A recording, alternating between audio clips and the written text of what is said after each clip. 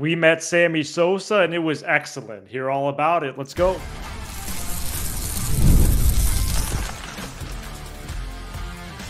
You are Locked On Cubs, your daily Chicago Cubs podcast, part of the Locked On Podcast Network, your team every day. You are Locked On Cubs, part of the Locked On Podcast Network, your team every day, alongside Sam Olber. I'm Matt Cozy. Sam and I are lifelong fans, taking our passion into discussion with you on all things Cubs. Thank you for being part of the show and making us your first listen today. And the best way you can help us grow the show is to listen every day, like the video, and comment anything below. Today's episode is presented by our great partners at Booking.com. Booking.yeah, the right stay can make you a fan of any city, even your baseball rivals. Book today on Booking.com, the official accommodation partner of Major League Baseball, and get the Booking.com app today. Well, Sam and I did have a blast last Saturday at the Club 400 event, including meeting Sammy Sosa. We had such a blast that I've decided to cut our first segment that we actually recorded earlier today, and I want to get right to the Sosa stuff. Texted Sam a few minutes ago to do that. So super short intro here. Really hope you take this journey with us. We really tried to recount our experience last Saturday. And then to close out the show, we hear from a listener, Mike, who recounts his experience as well with a little bit of a twist as him and Sam bid for the same silent auction item, and a cool result came of that. So coming up after this, we recap the Sosa event.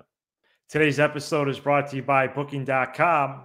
Booking.yeah, with hotels, bed and breakfast, vacation rentals, resorts, and so much more on Booking.com. You might just find your perfect stay, even in your baseball rival city during the postseason. Maybe it's time to taste test your baseball competition stadium cuisine. Luckily on Booking.com, you could find the stadium stay that's just right for you with Booking.com's wide variety of choices across the U.S.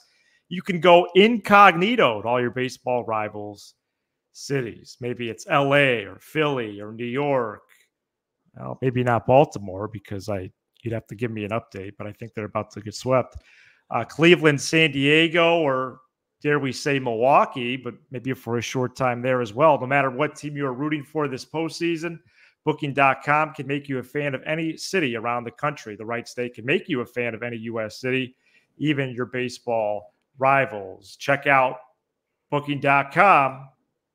Booking.yeah. Yeah. And the Royals are advancing to the ALDS. The Tigers did earlier in the day. Road sweeps, playoffs, it's just random. Jed and Tom will love it. 86 wins. The Tigers won 86 wins, and they're 27th in payroll, so why can't we do it? KC, 86 wins. That's what we shoot for. Go ahead, Matt. Well, I hope we could do this Sammy Sosa recap justice. We went to Club 400's event on Saturday. Stu McVicker was on our show last week, and we were basically, I think we could both admit, listeners on our own show, and we were on the fence about going more or less, but, really having him on the show convinced us to attend. And it was a long night, but a very fun event to meet a Cubs icon, someone that we grew up with. That's a main source of our Cubs fandom. Was an absolute thrill. And what were some highlights from you before we share the moment where we actually shook hands with him and talked with him for about a minute? Yeah, it's a great question. And I'm really interested because we haven't really talked about this privately yet. Yeah. I'm interested. The highlight for me outside of the obvious, which it sounds like we're going to get to, the obvious being meeting him, right, was number one, just how really locked in he was with everybody that he met, the time that he spent. And then I just thought the stuff with the Q&A, I thought Roman did a nice job with that. Mm-hmm. And I just thought, Matt, I like to always read in between the lines. And I heard some things that I think are worth bringing up with the Q&A. The biggest one was just him not ever formally apologizing or anything like that, but acknowledging mistakes and acknowledging that, nobody's perfect, and acknowledging that he, rose to fame so quickly. And, that sometimes could be difficult. And, it was just a lot of, hey, hey, nobody's perfect, but so much time has passed, and I think it's time to come back. And I thought I really heard that in his voice. I'm curious if you did. Absolutely. And then the second thing is the other one that stood out, and this is just me being a nerdy baseball person, was how much he emphasized his toe tap and how that put him over the top. Because, of course, the casual fan's going to think, well, 97 to 98, Sosa went from star to superstar because he was juicing. And Sosa was like, well, no. I mean, he never addressed that at all. But his reason was, hey, I had a better idea of the strike zone, and then I started that toe tap where I go back first and then forward, and it makes sense, right? It allowed him to stay back on breaking balls, recognize breaking balls, take balls to right center field that he wasn't in the past. And I thought that was really interesting, and I thought that was kind of his way of telling you, hey, it was more than just that. It takes a lot to hit 60 home runs 3 times in 4 years, and so I thought it was really good. It was amazing to me how much time he spent. And I left the event thinking that this is somebody that really wants to, be welcomed back. Yeah, he's clearly taking steps to try to return to the Cubs organization. And if Saturday was one of the first steps, I think he did a really nice job. And part of the reason, as we learned, why the event was so lengthy as it was is because there was no timer on his interaction with the fans. Right. And he really had a genuine moment with every person there, to the point where he would say your name, and he would have reactions to stuff that the fan would tell him. And it was really something. And yeah, you're right. Justin Roman did a nice 30-minute interview with him. That if that got on YouTube or something, I think it would. I don't know if it would take off, but I think it would definitely garner some public interest, because it's from a private event. So I think people are being respectful if they did film. Mm-hmm. I haven't seen it out there yet, so except like a 2-minute clip on Twitter. But yeah, it was cool hearing the baseball part of it. And then, absolutely hinting at remorse and saying, hey, despite some of these mistakes I made, I would like to make amends, and I'll put in the work. He went to the northwest suburbs, far northwest burbs. Far. I think he arrived like between 4:30 and 5, and so he was there basically a work day, 8 hours, and just crazy, and I just, it's surreal, the interaction moment with him. Oh.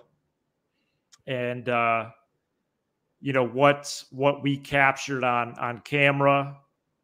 I would like to show this photo first.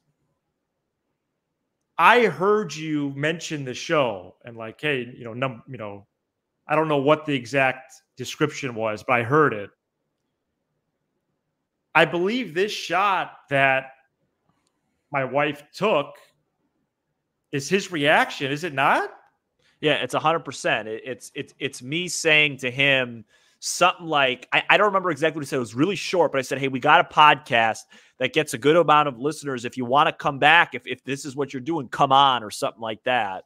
Yeah, yeah. It was something real quick like that. Unreal. But it was a great reaction, and yeah, it was really cool. Yeah, really cool to get our photos with him. Yep. Sammy Sosa, and he's sitting, by the way, folks. Yeah, yeah. But what a great dude. We're not taller than him. Well, actually, you probably are, but I'm not. Yeah, people are fixated on the physical, huh?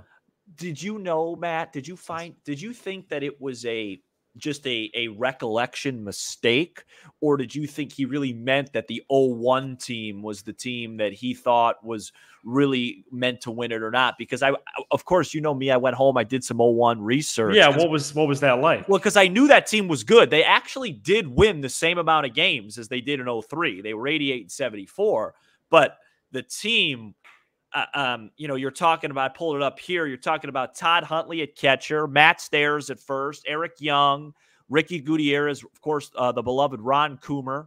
Rondell White was by far the second best hitter on that team. I think if Sosa was just saying that, it was just because that was the best year of his career by far. People always love to talk about the 66 at 158. That was the year that sprung him to superstardom. But this year, Sammy Sosa batted .328. He had a 1.174 OPS, 1.174. Wow. Basically a little like right around the Aaron Judge level this year. I think even a little higher. 64 home runs and 160 knocked in. Yeah, I know Justin Roman asked about 03, and during that response, he referenced 01. So I thought he could have just misspoke, but maybe he was bringing up the fact that he thought they should have done more damage. I think that's totally plausible. Yeah, I don't know. I think that probably warranted a follow-up, but I think because then Justin reset him, and then he did discuss, Cubs, Marlins, exactly. So the dark times, yeah. Yeah, because I think a lot of people forget that 01 team won 88 games. I knew they were good. I did too. I knew they were good. I thought there was like mid to high. I didn't realize it was 88. So he finished second that year in the MVP because that was the 73 Bonds year. Any other year, that's an MVP season, obviously. Crazy year. Yeah. But overall, I thought it was a success. I enjoyed my time with you and Kira. I enjoyed the listeners that we got a chance to speak to. We're about to speak to one here. It was fun. And I'll say this. I have not met a ton of celebrities, but I've been around them. And I'm not one to ever really get star-studded. That's just not how I am. I've always said I think there's only like one person that I would ever meet where I would just be like, oh my gosh, I can't do this. And that's Lionel Messi. And when I got in line and saw Sosa and shook hands with him, I had some butterflies. Yeah. I did. My 10-year-old self, my 9 to 8-year-old self had just come out. And it was just like, man, this was the guy that I would be outside, playing catch with Nick or Anthony or something. And my mom would call in and go, hey, Sosa's up real quick, then come back out.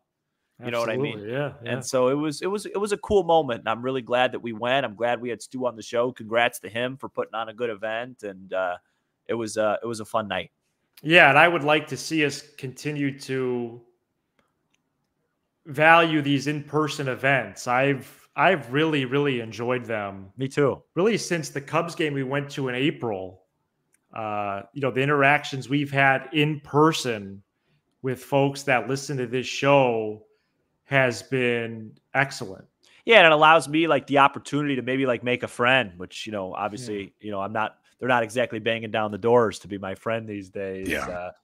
So it's going to have another night where I just have like a piece of fish and watch some baseball. Coming up next, we talk to a listener who was at the Sosa event.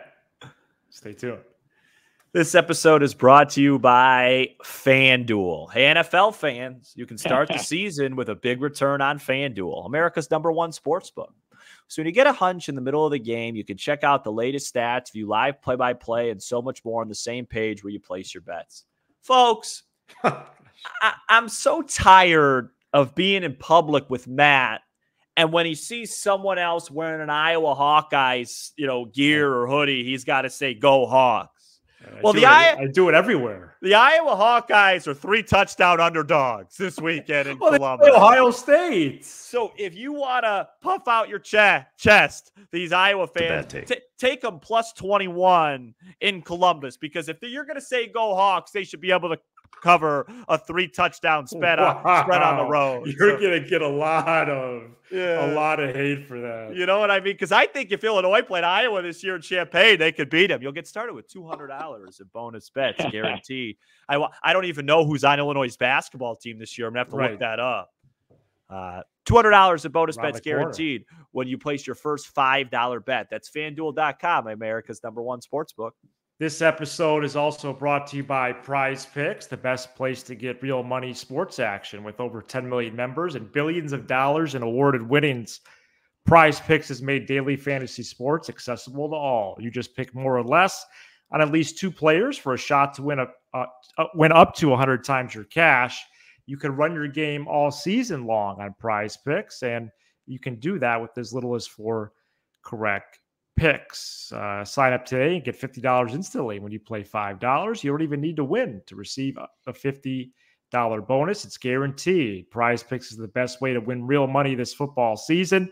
Which players are going off, which ones aren't, and you can make your picks in less than 60 seconds and turn your sports opinions into real money all season long on Prize Picks. You can also play in the promos tab under community plays alongside Drewski, Joe Budden, and MMA champ Sean O'Malley. Download the app today and use code LOCKEDONMLB to get $50 instantly after you play your first $5 lineup. That's code LOCKEDONMLB. Prize Picks. Run your game.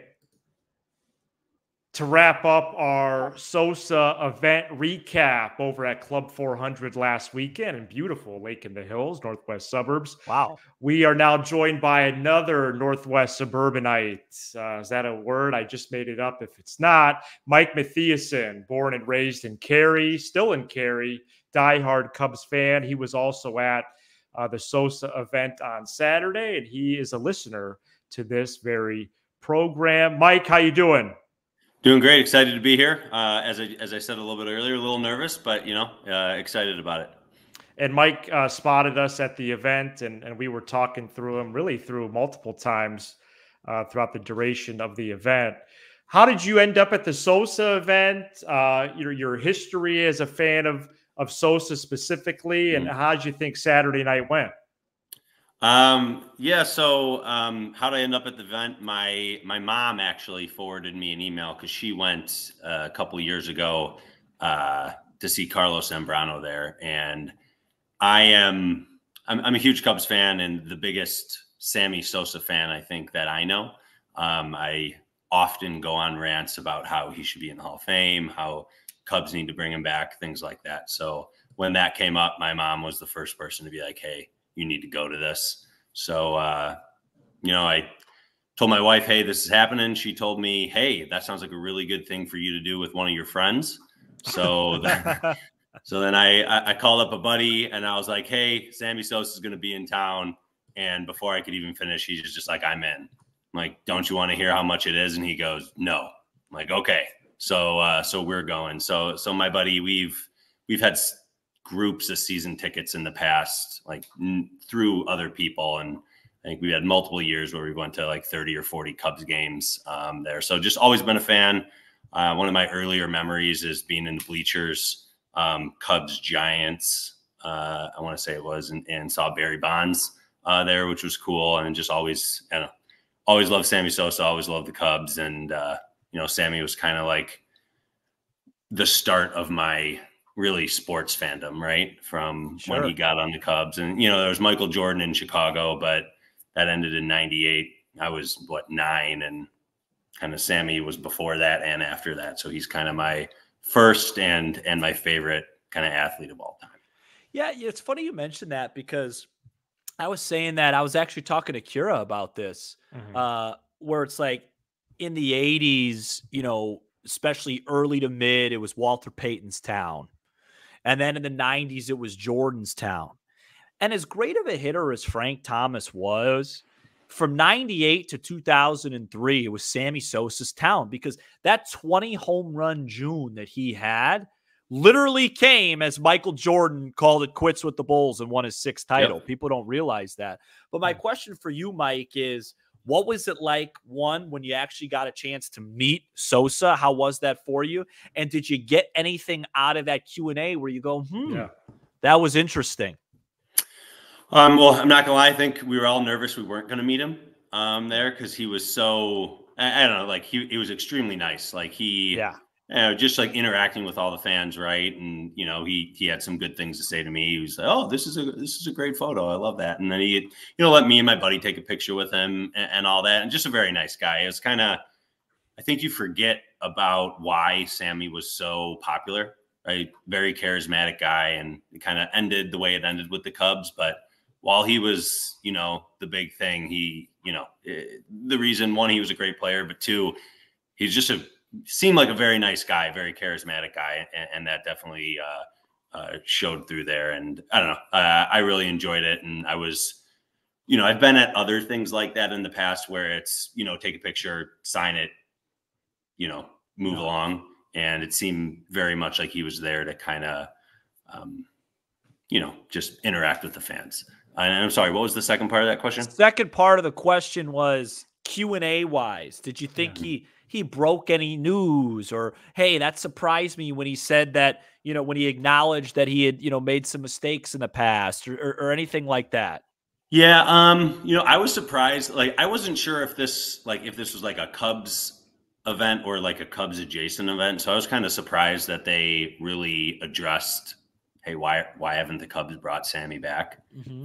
Which I agree with. I think they should. I think it's kind of to be expected, right? Right. He made some mistakes. But like, I'm of the opinion that Sammy Sosa shouldn't have to say he's made some mistakes to be allowed back in Chicago.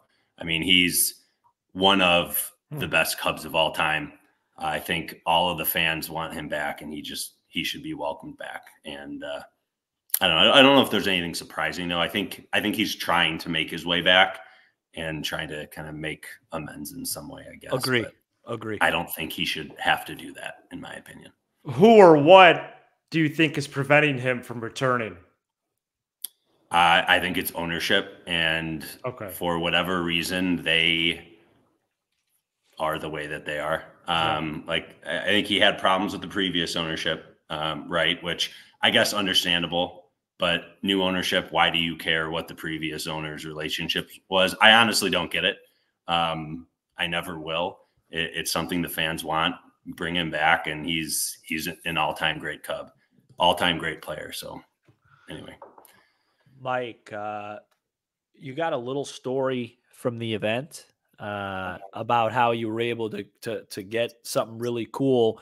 And then you also, one of the reasons we're having you on, did a really cool thing for our show. So tell us about the second thing first that you told us before we came on, and then Matt will show us what you did for us.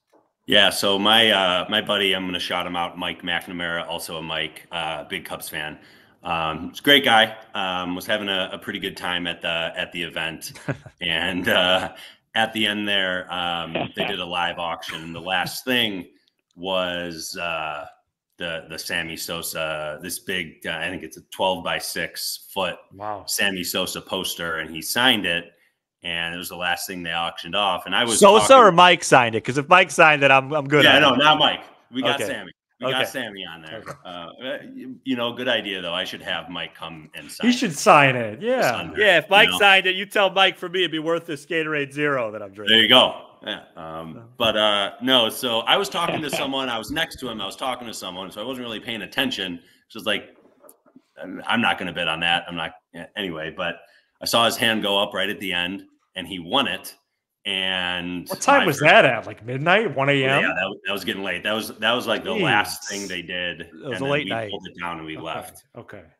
Which was also getting. I actually have it over here. I could show you guys if you want. I could roll it out. But yeah, whatever you want to do. No, but yeah, okay. Anyway, no, but he puts his hand up. He wins it, and I look at him like, hey, what are you going to do with that? You live in a condo in Chicago. There's no room there. And I'm not sure if he thought about it or not at the time, but, being a great guy, he gave it to me. So now I have a Sammy Sosa signed picture, but also a Sammy Sosa signed 12 by 6 foot poster. It's him swinging, hitting a home run and at the event. So it's pretty awesome. And crazy. It's a great night. Yeah. Going to go up in the house. Yeah. It's great. It's awesome. And then earlier in the night, Sam bid in the silent auction on the Justin Steele baseball card and photo combo. And we learned a couple hours later that Mike Mathieson outbid our Sam Olber. After you kind of then flaunted your victory, we revealed to you that we bid on it to give away on this very program, in which you then said, hey guys, how about I'll keep the photo, you take the Justin Steele card. And so I have in my possession an autographed Justin Steele baseball card, which we will give away before the end of this calendar year. Thanks, Mike. Yeah, you're welcome. I'm glad I could do something for the show. Love the show. So what Mike really did is he called me out for being cheap. Well, that too. And said, he goes, if you're going to give this to your listeners, bid a little bit more, because that was an easy one for me. As I was just sitting there, helping myself to another hamburger. So. Oh man! All right, well, great night there at Club 400. We met Sammy Sosa. We heard him speak. Really, just a phenomenal experience. Mike, thank you for being on. Yeah, thank you. Appreciate it, guys. Mike, good luck thank with everything. you. Yeah, see you later.